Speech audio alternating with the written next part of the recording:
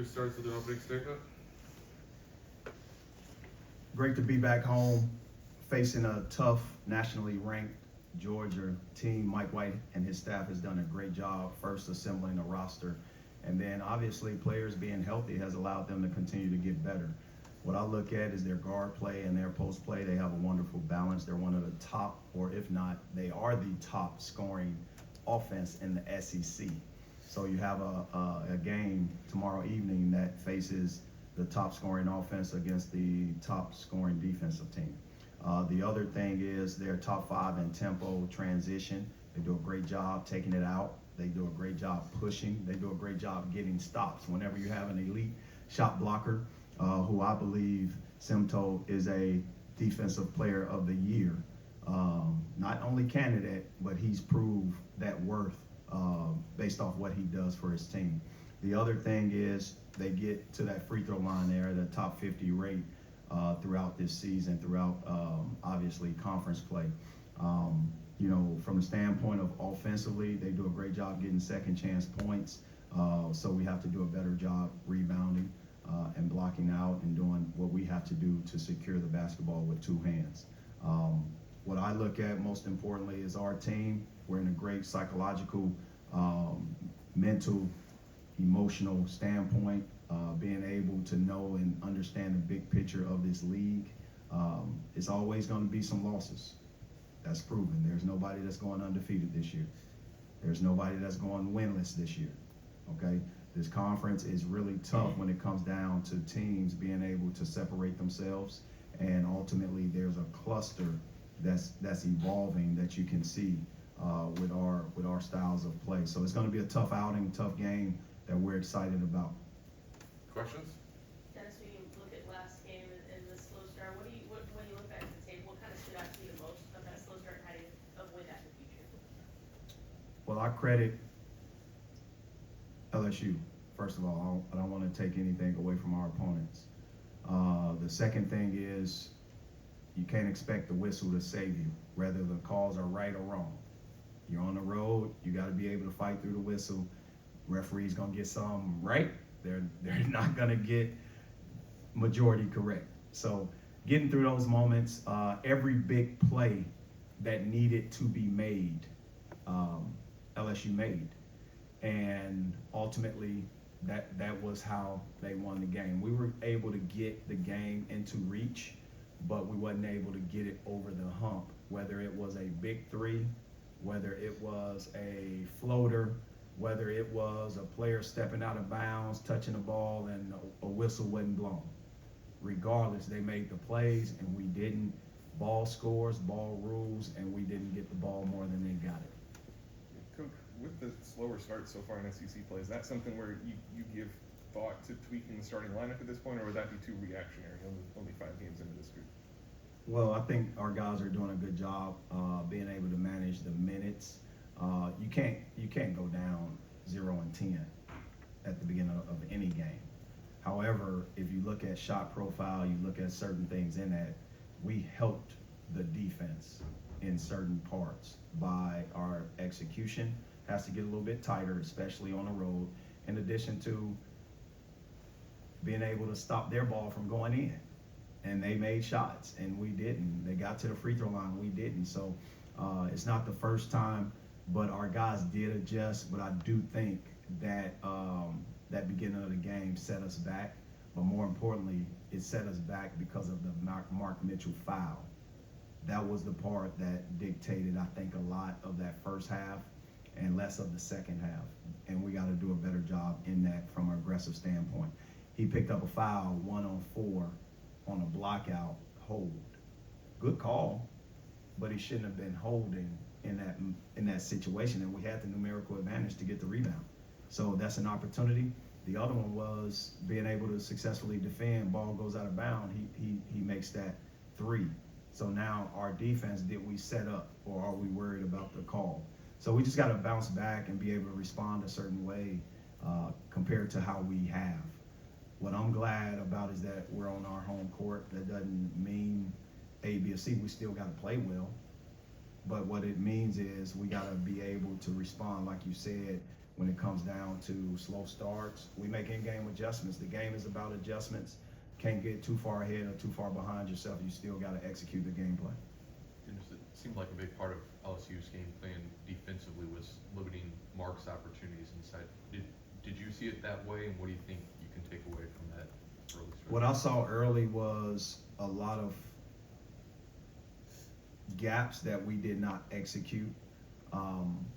The reads were there, but when it comes down to pressure, we didn't put the pressure on certain guys defensively that we normally have done.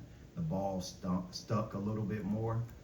In addition to that, it was just a stagnant feeling that our guys were out there, and we loosened up a little bit. Maybe it's nerves, maybe it's not. We just got to be better, and we got to be able to flow and not try to dictate what's going to happen, but play with our instincts a little bit more. And I think that will help us. Coach, kind of on that note of lineups previously, Tio Barrett played a career high 29 minutes. He needed to play a career high that game. Yeah, and he kind of took the reins in the backcourt Yeah. to close the game. Is that kind of what went into that decision? Is that something we can expect to see going forward? Well, we have to understand that Ant Robinson has to continue to play better for us. If he does not play well, we don't have a chance, I believe. The other part of it is having guys like T.O. step up. Jaden Stone has done a great job. And one of our captains who was named captain, Trent Pierce, has done a great job. Trent Pierce stepping in helps us tremendously. Jacob Cruz doing the things he continues to do. We have to have another post guy step up and be a force, whether it's Nick, whether it's Trent Burns, whether it's Luke Northweather. These guys need to step up and contribute and not put all the pressure on Mark Mitchell and all the pressure on Sean Phillips to produce. So for us, we just got to continue to have by committee the help in every area, and everyone has to read the game. But there's no doubt about it, T.O. Barrett has done a great job. Our backcourt, out of the 12 turnovers, had 8 on the road. You can't win games when your 2 point guards turn the ball over like that. And they know, they felt so bad, but some of it was calls that were fouls, or at least I thought when I reviewed the tape, possibly were fouls that could have easily gone either way, but the ball was lost. In other situations, it was them just trying to attempt to make the right play, and they have to lower the risk. So it's a thin line. Well, Coach, kind of on that point, I think y'all are leading the league right now in non-steal turnovers. And so I'm curious kind of what you feel like is the root cause of that so far in the SEC play. You know, it's interesting because in the past we had a lot of naturally gifted, handsy guys that get the ball off steals, but I do think when you look at size, when you look at physicality, shot blocking, and in addition to altering shots, those are additions into being position defenders, not just gamblers. It allows us to still try to get deflections and take away vision. Our length gives us that opportunity. Georgia's really good at the same thing. They're very good at forcing turnovers on steals, but also getting turnovers off blocks and alterations. A bad shot at the rim is no different than a block shot at the rim. It leads to their transition offense. So for us, we have to play against length, and a good team that has elite athleticism in certain areas, especially at the rim. So we have to, it's going to be a great game. We have to be able to manage what we need to manage and give ourselves a chance at the end. You mentioned the importance of winning at home, maintaining a home court advantage. Y'all are perfect at home this season. Are you noticing anything on tape differently from your team playing at Mizzou Arena versus being on the road or a neutral site environment like y'all played at this year? Well, I notice it throughout our league, and teams, the environments in our conference is great home court environments, first of all. And the smallest thing can ignite a run and ignite a crowd that may have been a little bit less louder than before this or whatever play happens. And so you see that spark, and our crowd takes the spark. So for us, it's just the comfort of being at home. You think about what has taken place over a 2-year span here at home. You look at also whether it's us taking care of the basketball or the routine of our day, those things add up. But I think our fans, when they show up, they give us an outstanding environment here at Mizzou Arena. Coach, what led to Trent Pierce being added as a captain here middle of the season? Yeah, so Trent was going to be a captain regardless, but I didn't want to put him in a situation where his voice was overused in non-conference play when he wasn't out there. I wanted him to focus on his growth, his mental, his emotional development while this injury was pulling him away from the team. So when you have that, you see kids naturally do things, and he naturally still led, even without the title. I didn't have to say you're a captain for him to initiate team building opportunities, for him to invite guys to his apartment, dinner, meals, whatever it is, together. I didn't have to have him initiate something here at Mizzou Arena with his teammates. I didn't have to do certain things. So you saw the behavior patterns take place, and it was already what I was thinking. In addition to that, that was one of his goals coming into, after his sophomore year, coming into his third. Now, I delayed Tamar Bates' announcement. He was the last one named captain last season. And I just delayed it this year to allow him to focus on himself, and it paid dividends and allowed him to have the impact that he's having. Next to the first stretch of conference action here, just overall capacity, how do you evaluate where this team's at? I guess the opportunity that lies ahead of how close this league is this year. Well, I think we're doing a decent job in some categories, but the longevity of it, you have to understand, this is our sixth game as a team, meaning with Jaden Stone and Trent Pierce playing together.